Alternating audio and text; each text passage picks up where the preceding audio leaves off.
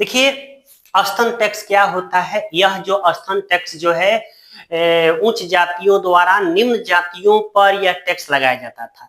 यानी लगाने वाले कौन थे, यानी इसको बढ़ावा देने वाले कौन थे, इसके बारे में हम लोग जानेंगे। यानी इसमें होता क्या था कि जिस महिलाओं के जितना बड़ा स्तन होती थी उनको उतना ही उन पुरुषों को टैक्स देना पड़ता था। तो ये हमारे समाज के लिए बहुत शर्मसार की बात है।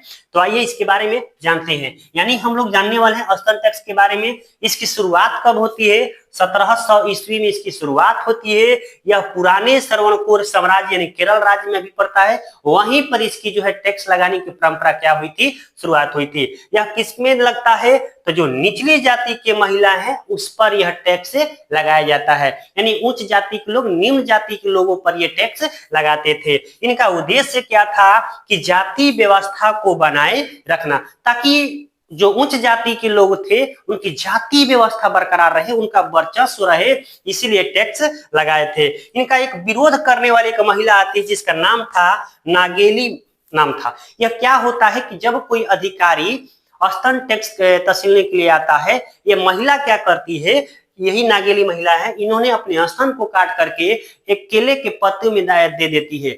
जिसके बाद क्या होता है, इस महिला की मृत्यु हो जाती है। इस महिला की मृत्यु होने के बाद बहुत बवाल हो जाता है, जिसके कारण जो है ये स्तन टैक्स कुछ लेने की सुविधा जो परंपरा चल रही थी 1859 ईस्वी में क्या होता है, समाप्त होता है। आखिर देखा जाए ये जो स्तन टैक्स जो है, कहा जाता है कि ये इसको बढ़ावा देने वाले कौन थे, तो ब्राह्मण जाति के लोग थे। इस स्तन टैक्स को जो है बढ़ावा दिया करते थे। तो जो हमारे समाज के लिए बहुत दुर्भाग्य की बात है, यानी शर्मसार है ये टैक्स, जो कि हमारा जब